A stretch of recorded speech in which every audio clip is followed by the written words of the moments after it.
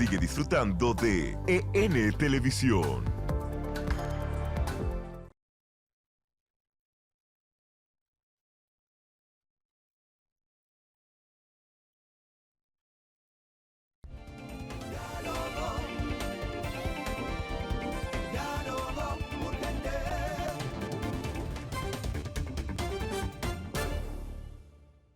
Gracias, aquí de vuelta con el contenido de Diálogo Urgente y como le habíamos convocado previo a la pausa, con nosotros aquí Francisco Aristi, abogado, experto, conocedor del sistema de seguridad social. Saludos, buenos días, bienvenido. Buenos días, Belkis, gracias por la invitación. ¿Cómo está todo? Hay un tema reciente en cuanto a lo que es la seguridad social, es la sentencia del Tribunal Constitucional, eliminando el tope en la edad. ¿Esto qué interpretación podemos darle y qué tan bueno o hasta dónde es bueno para el que está pendiente a esto con una pensión, que finalmente esto pues parecería una telaraña, un tema de nunca acabar? Correcto, mira, la primera cotización del nuevo sistema dominicano de seguridad social inició en junio del 2003. Desde junio del 2003 hasta la fecha se han otorgado 18.327 pensiones por discapacidad. Oye, para tener derecho a una pensión por discapacidad, los trabajadores no tienen que haber cotizado previamente para la seguridad social. Es decir, no se requiere un periodo largo de cotización para tener derecho a una pensión por discapacidad. Basta que el trabajador haya cotizado un mes para la seguridad social. Por ejemplo, si un trabajador inició en mayo en una empresa laboral y ahora en junio sufre una discapacidad permanente para el trabajo, ya ese trabajador tiene derecho a una pensión por discapacidad. ¿Con solo una cotización? Con solo una cotización. Ese es uno de los grandes beneficios que tiene la nueva ley de seguridad social. O, por ejemplo, si el trabajador fallece... ¿Pero cómo una nueva ley? Bueno, ya no es tan nueva, desde el año 2001. Si el trabajador fallece también, su cónyuge y sus hijos tienen derecho a una pensión de sobrevivencia. ¿Y eso se está cumpliendo? Se está cumpliendo eso. Ahora, esta sentencia del Tribunal Constitucional es muy importante porque fue con motivo de un recurso de inconstitucionalidad, de una acción directa de inconstitucionalidad. ¿Qué resulta? Que en el año 2008 el Consejo aprobó el contrato póliza sobre discapacidad y sobrevivencia. Ese es un contrato que suscribieron las compañías de seguro y las AFP. Por ley, las entidades responsables del pago de las pensiones por discapacidad y sobrevivencia son las compañías de seguros, no son las AFP. Por ley, las AFP tienen a su cargo el pago de las pensiones por vejez, cuando las personas se retiren. Pero quienes tienen a su cargo, de conformidad con la ley, el pago de las pensiones por discapacidad y las pensiones de sobrevivencia son las compañías de seguro.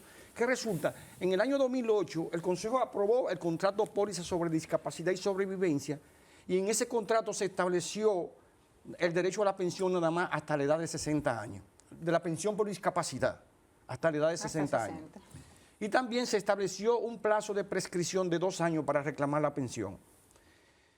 Bueno, yo he llevado varios casos al Tribunal Constitucional y ya, por ejemplo, tenemos un caso muy conocido, que es el caso de Berkis Aurora Colón. A Berkis Aurora Colón le dieron una pensión por discapacidad porque sufría mal de Parkinson, o sufre, porque todavía está viva Berkis Aurora Colón. Y le dieron una pensión de 60.000 pesos mensuales. ¿Qué resulta? Cuando Berkis Aurora Colón cumplió 60 años, la compañía Seguros Universal, que era la compañía de seguros responsable de pagarle la pensión, dejó de pagarle la pensión a Berkis Aurora Colón. Y ustedes saben que el mal de Parkinson es una enfermedad degenerativa.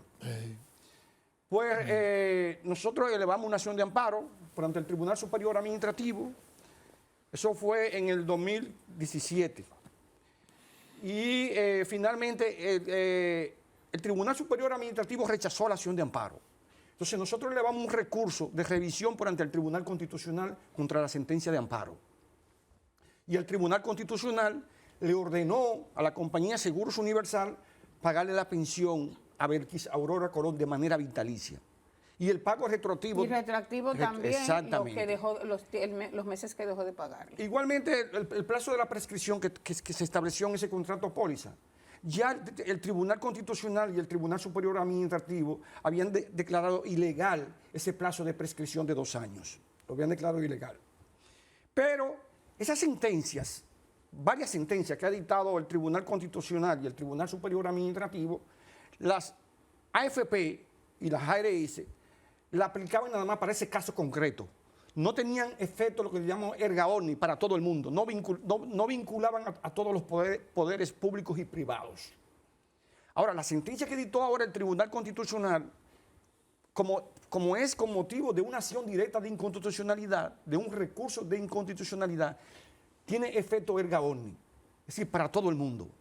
Las AFP no pueden negarse a aplicarla. Inclusive, ya me alegra mucho que el Consejo Nacional de Seguridad Social en la semana pasada dictó una resolución designando una comisión para que hagan los estudios correspondientes, los análisis correspondientes para aplicar la sentencia del Tribunal Constitucional. Entonces, a partir de la fecha, es importante aclarar que las sentencias del Tribunal Constitucional tienen efecto hacia el futuro, no tienen efecto retroactivo. Entonces, a partir de la fecha, las compañías de seguros no pueden dejarle de pagar la pensión, porque en el año 2015 el Consejo aumentó a 65 años el derecho a la pensión. Ahora, desde el 2015 para acá, cuando... 10 años. Exactamente, cuando el pensionado cumple 65 años, del 2015 para acá, le dejan de pagar la pensión. Pues ya no. A partir de la fecha, si un pensionado por discapacidad cumple 65 años, ya no pueden dejarle de pagar la pensión. Porque constituye un desacato a esa sentencia del Tribunal Constitucional que tiene efecto erga omnes, es decir, para todo el mundo. No pueden. No pueden. Pero ¿qué pasa? Respecto a lo que es el sistema de seguridad social, aquí hay un desconocimiento enorme. Yo desconozco mis derechos como persona ya adulto mayor de más de 65 años, no sé que han quitado el tope, me dejan de dar la pensión, yo me quedo tranquila porque pasa eso. La persona me la quitaron, pero no me dicen por qué. ¿Cómo puede canalizarse eso? ¿Qué debe hacer el ciudadano afectado? Bueno, en ese caso, el ciudadano tiene que ir a la DIDA, Dirección de Información y Defensa de los Afiliados, o buscarse un abogado para que eleve una acción de amparo por ante el Tribunal. Porque, por ejemplo, aunque no fue el caso, cuando dejan de darle la pensión a Belkis Colón, Sí. ¿a ella la notificaron? No, dejaron de dársela. Exacto, correctamente. Dejaron de dársela. Dejaron de dársela. Es lo que pasa. Sin explicarle la razón de por qué. No debe haber, no, sin notificarle. Sí, ellos emiten una comunicación que en virtud del contrato póliza sobre discapacidad y sobrevivencia aprobado por el Consejo Nacional de Seguridad Para consumo Social. de sus archivos. Sí. No se lo, se lo hicieron llegar a Belkis. Sí. Porque sé de casos de gente que, me la dejaron de dar, no me salió, no me la dieron este mes, así por el estilo. Parecería como que la DIDA no está dando la información adecuada al público. Bueno, antes se comentaba que la DIDA no recibía suficientes ingresos, pero a partir de la reforma de la Ley 13-20 en el año 2020, que le dio personalidad jurídica a la DIDA y a la Tesorería de la Seguridad Social, ya ahí se estableció un porcentaje de las cotizaciones, de la cotización del seguro de vejez, discapacidad y sobrevivencia. Un porcentaje va para la DIDA, que para la tesorería, si más bien no me acuerdo, es el 0.1% de la cotización, y para la DIDA el 0.05% de la cotización. Entonces ya la DIDA tiene recursos. La DIDA debe de ejercer acciones de amparo. Mira, la ley 8701, que fue promulgada el 9 de mayo del año 2001, en su artículo 4... Usted ve que no es tan nueva. No es tan nueva.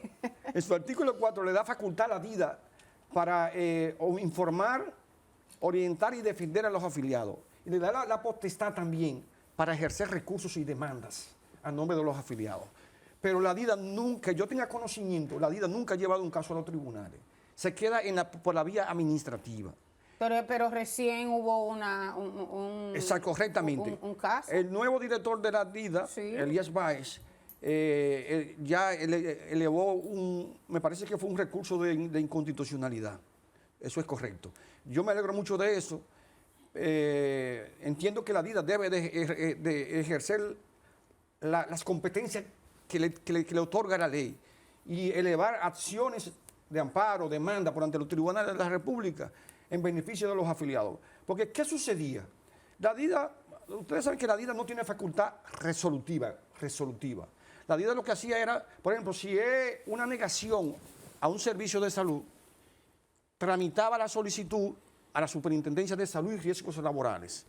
Si se trataba de una pensión, tramitaba la solicitud a la Superintendencia de Pensiones. Pero la decisión que tomaba ya sea la Superintendencia de Salud y Riesgos Laborales o la Superintendencia de Pensiones, ya era prácticamente definitiva, porque la DIDA no interponía recursos contra las decisiones de la Superintendencia de Salud y Riesgos Laborales y la Superintendencia de Pensiones. Entonces yo entiendo que sí, que es necesario que la DIDA ejerza las competencias, las facultades que le otorga la ley de ejercer los recursos y acciones en favor de los afiliados por ante los tribunales de la República. A propósito de si vieja o no la ley es vieja. Sí. Y se grita para su reforma, pero al parecer la reforma integral que se pide a la ley de seguridad social, que ni es segura ni es social, porque realmente no ampara, no protege en su mayoría. ¿Qué puede hacerse ante esta situación? ¿Qué puede ser lo mejor? ¿Hasta dónde? O sea, sobre quién pueden caer las responsabilidades. Bueno, siempre... Es que hay una lucha de intereses realmente. Naturalmente. Hay muchos intereses. Y nadie quiere enfrentar. Posiblemente. Mire, yo he preparado 2 proyectos de ley para la modificación de la Ley de Seguridad Social. En el año 2015, en mi condición de director jurídico de la Superintendencia de Salud y Riesgos Laborales, yo preparé un proyecto de ley que le pidió el Poder Ejecutivo al superintendente. En ese momento, el licenciado Danilo Medina Sánchez. Le pidió un proyecto de ley al superintendente de turno, el doctor Pedro Luis Castellano, y yo tuve a mi cargo redactar ese proyecto de ley. Y recientemente también redacté otro proyecto de ley a requerimiento de un funcionario público. ¿Qué novedades tiene ese proyecto que usted...? Bueno, ustedes saben que, por ejemplo, siempre se ha cuestionado el veto en el Consejo Nacional de Seguridad Social, el veto. Ustedes saben que el artículo 24 de la Ley 8701 establece que para que una decisión o resolución pueda ser aprobada por el Consejo Nacional de Seguridad Social, tiene que contar con el voto favorable de la mayoría de los votos presentes, pero siempre que cuenten con el voto favorable de un representante de los empleadores, de un representante de los trabajadores y de un representante del Estado. Es decir, si esos 3 sectores tripartito no votan favorable a un proyecto de ley, se cae el proyecto. Eso es lo que le llaman el poder de veto. Y los empresarios siempre votan en contra de cualquier prerrogativa. Si afecta a sus intereses. Y por eso, en el Consejo, por ejemplo, nosotros hemos sometido muchas propuestas cuando yo era director jurídico de la CISARRIL al Consejo y no eran aprobadas. Por ejemplo, los pensionados, una AFP pensiona a un trabajador por vejez y pierde la cobertura del seguro familiar de salud, del régimen contributivo, del plan básico de salud. ¿Por qué? Porque el Consejo no le ha dado cumplimiento al artículo 140, párrafo 2 de la Ley 8701, que establece que el Consejo establecerá el aporte, la contribución de los pensionados para el seguro familiar de salud. ¿Y quién tiene que hacer que eso se cumpla? Bueno, ahí está el defensor del pueblo. Cuando el defensor del pueblo asumió sus funciones... Pues entonces parece que en la lucha de intereses todos están para un solo lado. Correctamente. Hay otros aspectos de la ley, contestando tu pregunta. Por ejemplo, ustedes saben que actualmente, con el esquema actual del sistema de pensiones que tenemos, si un trabajador se retira, si tiene 30 años de cotización y 60 años de edad, cuando se retire, lo que va a recibir es una pensión. Algunos comentan de un 20, un 22, un 25%. No, una chilata que no va a dar ni para Los coger. medicamentos Correcto. para las enfermedades que te han No, y las ni cosas para que- tomar el taxi y tirarse del puente. Entonces, yo he hecho, de acuerdo con los ejercicios que yo he hecho, recibiría una pensión de un 35.3%, que todavía es una pensión, siempre yo lo comento, muy bajita. Claro. Por ejemplo, el convenio 102 de la OIT sobre normas mínimas en materia de seguridad social, un convenio que ha sido ratificado por la República Dominicana, establece que los estados tienen que garantizar una pensión, por lo menos con una tasa de reemplazo de un 40% del salario. Por lo menos. Pero eso lo desconoce la mayoría, inclusive de los afectados, y lo ignoran los interesados en que eso no se cumpla. Correctamente. Porque se habla de 22 a 25 por ciento del salario. del exacto. salario. Sí, correctamente. Sí, los afiliados, por ejemplo, lo que usted comentaba ahorita, Belki, le niegan una pensión o cumplen 60 o 65 años y le dejan de pagar la pensión y se quedan con los brazos cruzados. No reclaman, la mayoría no reclaman. Pero eso tiene un Ahí origen. que está el negocio, ¿verdad? Porque la mayoría no reclaman, se quedan ahí. Ahora, si todo el mundo ejerciera su derecho, la cosa fuera diferente.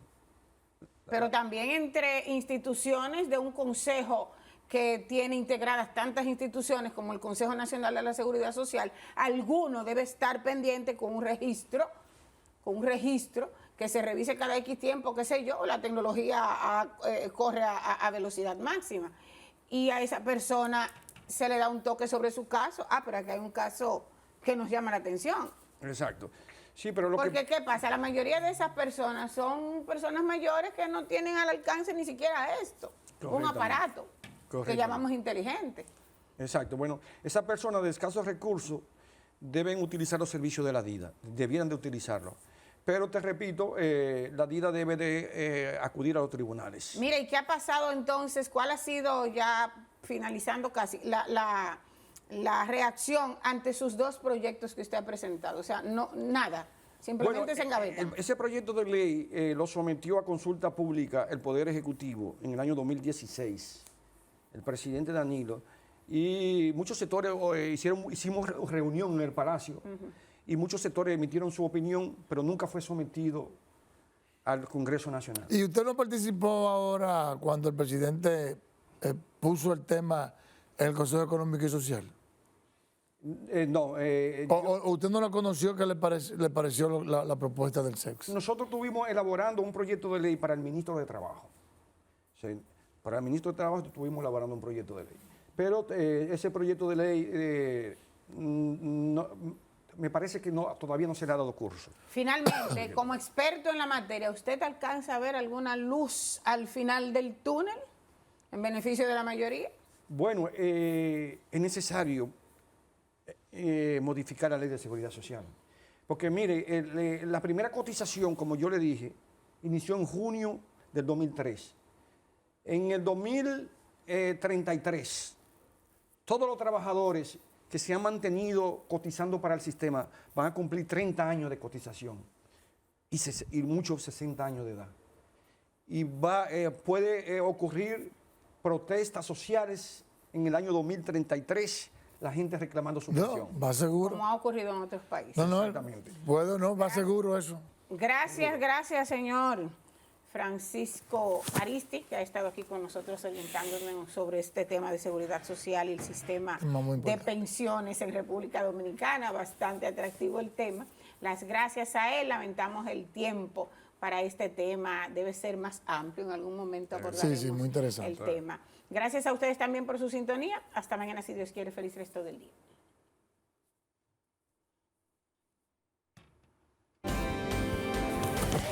Gracias, Belkis. Los